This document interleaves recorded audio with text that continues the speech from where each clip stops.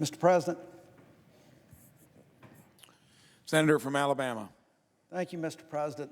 Mr. President, I have to admit, I hadn't had a heck of a lot of sleep the last few nights, and I don't think anyone has. If anyone has rested well the last few nights, it's because they're either not paying attention or they're here for the wrong reason. We're in some troubled times. The events of the past 2 weeks have been nothing short of stunning. They have been stunning in the speed in which they have unfolded. They have been stunning and disturbing in the allegations that have been made regarding the conduct of the President of the United States. Allegations that go to the heart of national security.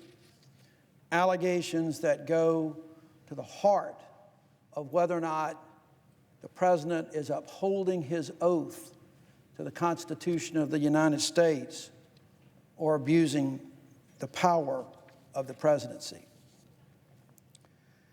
We have to remember in this body, though, we have to remind our colleagues, we have to remind the media, we have to remind the public that we are just now beginning this process.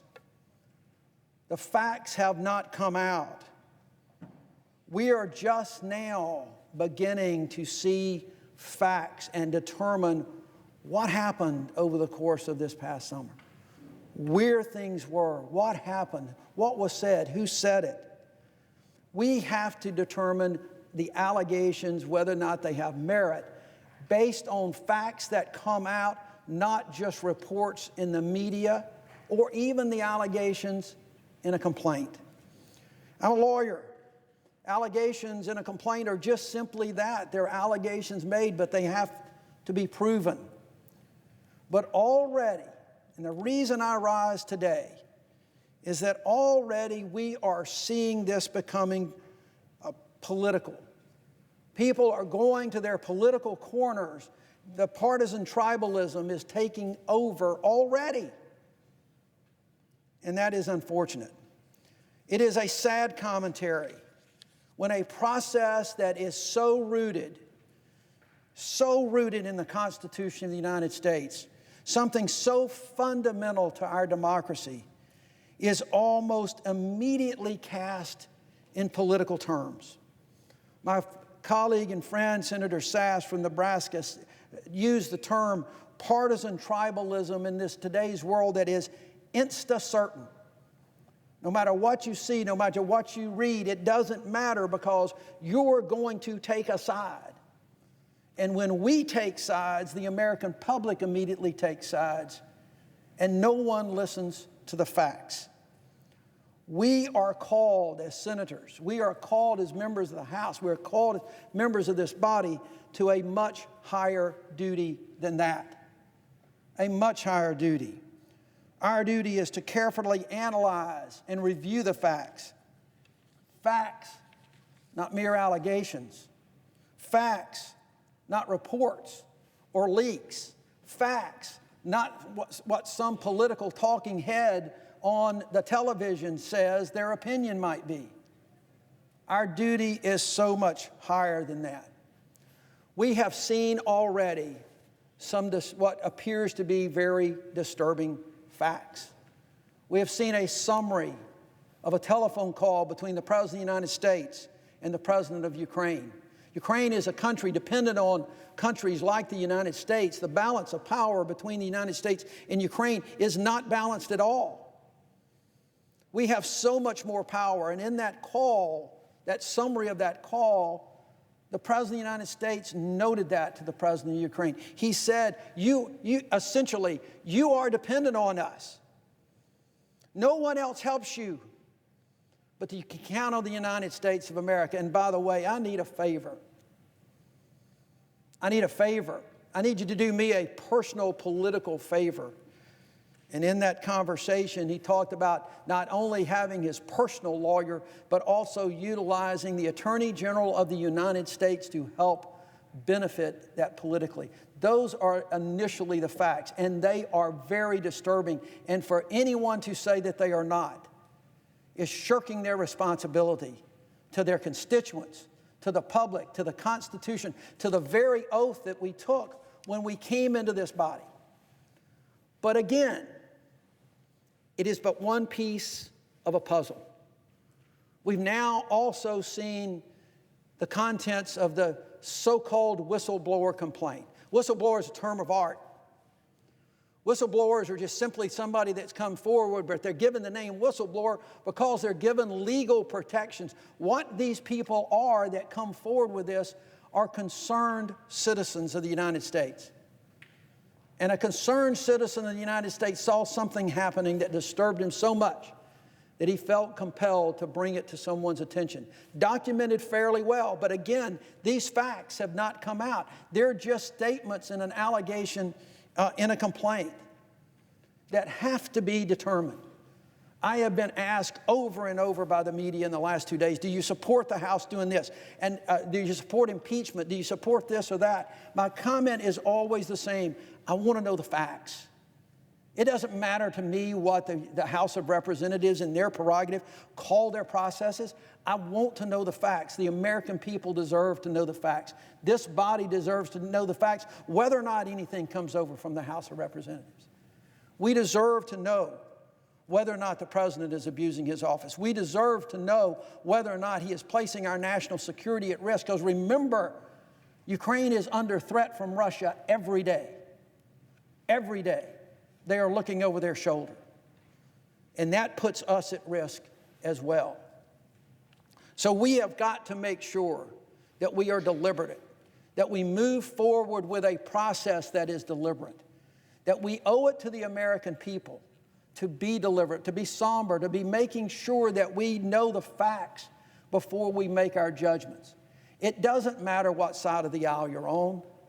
This is not a Republican process. This is not a Democratic process. And for God's sakes, it's not a socialist agenda. That's about the dumbest thing that I've heard people say over the last 2 days. Good Lord. We're talking about a process that's rooted in the Constitution of the United States. Rooted in the Constitution of the United States for a purpose. Part of that checks and balances that seem to be going out the window these days in our society and in our government and here in Washington, D.C. This is an American agenda to make sure that we know the facts, that we understand those facts, so that people around here that are watching this today know and can be secure in the fact that their Congress is doing their job, that the president is doing his job, that the courts are doing their job. This is not the time to circle the wagons around the president. But likewise, it is not the time to make a judgment already that this president should be removed from office, or even articles of impeachment voted on or by the House. That is not the time to do that. We're beginning a process that we have to take our time on.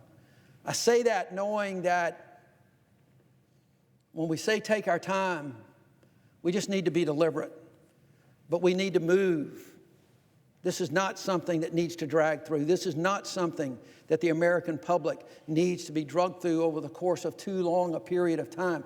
This can be determined if you look at that whistleblower complaint that was filed.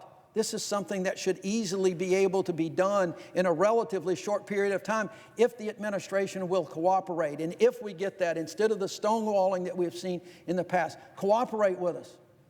Do your job, do your duty, and let us do ours. That's all that we ask. That's all that anybody should ever ask of anyone in this body or anyone in the House of Representatives. Let us do our job. As we move forward, we're about to go on.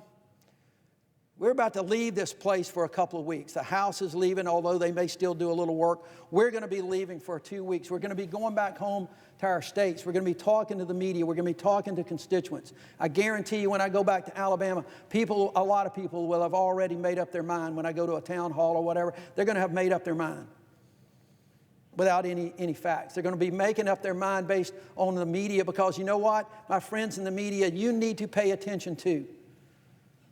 Don't ask me whether or not this is going to affect my election in 2020. Don't ask me if it's going to affect Joe Biden or Donald Trump. Don't ask me if it's going to affect the presidential race. Ask me what's going to happen to the Constitution. What is going to happen to the rule of law? Let's talk about the seriousness of what we've got and not the politics of it, for goodness sake. But every time I turn around, when I walk out these doors, the first thing they're going to ask me is, how do you think this is going to affect your race? That is not my job. That is not my oath. That is not my duty. If we take everything we do in this body, we put our fingers to the political winds, then we may as well not be here. That we should not be able to live with ourselves. Unfortunately, I think so many people do that. And I am hoping that in this day, in this time, in these troubled waters that we're about to embark on, that people will see that higher calling. That they will once again return to that time and that place when this Senate is a deliberative body and not a knee-jerk reaction to a particular program or nomination or whatever that comes before it. We will return to the days of yesteryear, where we actually deliberate and we talk among ourselves, and we have a civil discussion about the important issues that we are faced with. I remember those days. I was here. I was sitting back there as a Senate staffer watching those great debates, watching people change their mind on the floor of the Senate because of the debate that someone gave and someone persuaded them. We don't have those anymore. Look around right now. We're all gone. Fortunately, there's people around here listening to me, and I got staff here. But we don't have those debates anymore. We don't have that deliberations anymore. We're going to have to now. We're going to have to, because the republic depends on it. The fate of this country will depend on it. We are so divided in this country right now. We are living in what Arthur Brooks has called that culture of contempt, where we don't necessarily just disagree with each other. We hold each other in contempt if you disagree with each other. And we got to change that, folks. We've got to get back. We've got to change that. We've got to make sure that people understand their roles, their duties. We've got to make sure that for this country to progress, for this country to survive, we got to work together. We got to be one America. We can't be so divided, because that's exactly what our enemies have been trying to do to us for centuries, for 2 centuries or more. They want us to divide us, and they came close during the Civil War. They are going to come close now if we are not careful.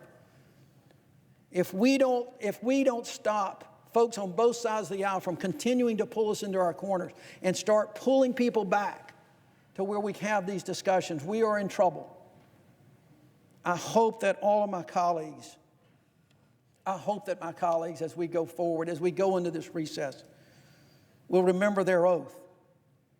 I hope that people remember what they said when they stood right over there, and the Vice President of the United States asked them to raise their right hand, and they said, "I do solemnly swear that I will support and defend the Constitution of the United States against all enemies, foreign and domestic." Support the Constitution of the United States. We didn't take oaths to support the President of the United States. We didn't take an oath to support the Republican Party. We didn't take an oath to support the Democratic Party. We took an oath to defend the Constitution of the United States against all enemies, foreign and domestic. An important part that our framers put in those oaths. Foreign and domestic. We said that we take this obligation freely without any mental reservation or purpose of evasion. We cannot evade. We took an oath not to evade while we were here. We have no purpose. That is not what we do.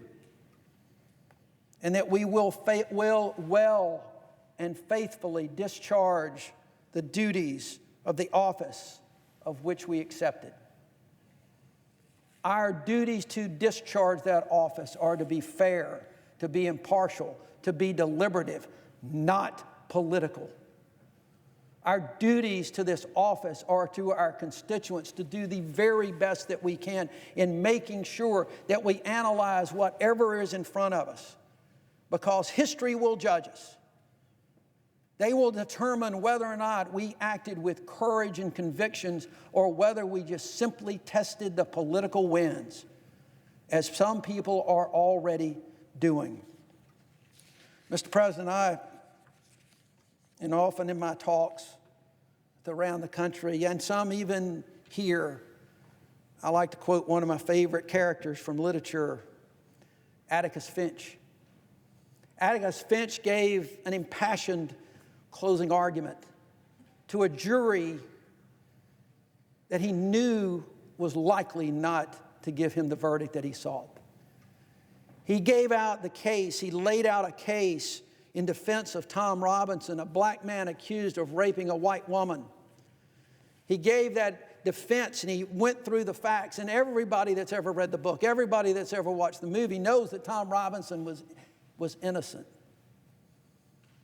But Atticus Finch knew that the likelihood of that jury finding that man innocent was slim and none.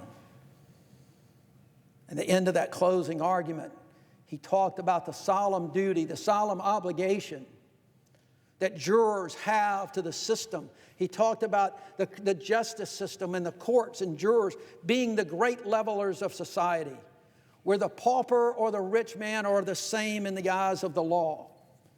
He talked about the duty that they had to fairly, impartially judge the facts.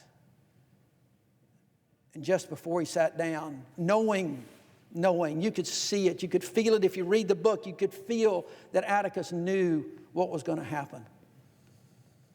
He sat down, just before he sat down, and he looked that jury in the eye. He said, "Gentlemen, for God's sakes, in the name of God, do your duty." Ladies and gentlemen and colleagues, in the name of God, we got to do our duty. We have to do our duty. We have to make sure that we fulfill our oaths, that we are not concerned about how many votes it might get us or how many votes it might lose. We have to fulfill that solemn obligation, whether we know the outcome or not, whether we get pressure from a side or not, whether or not there are millions of dollars spent in TV and radio telling us to vote a certain way. In the name of God, we should do our duty and nothing less. Thank you, Mr. President. I yield the floor.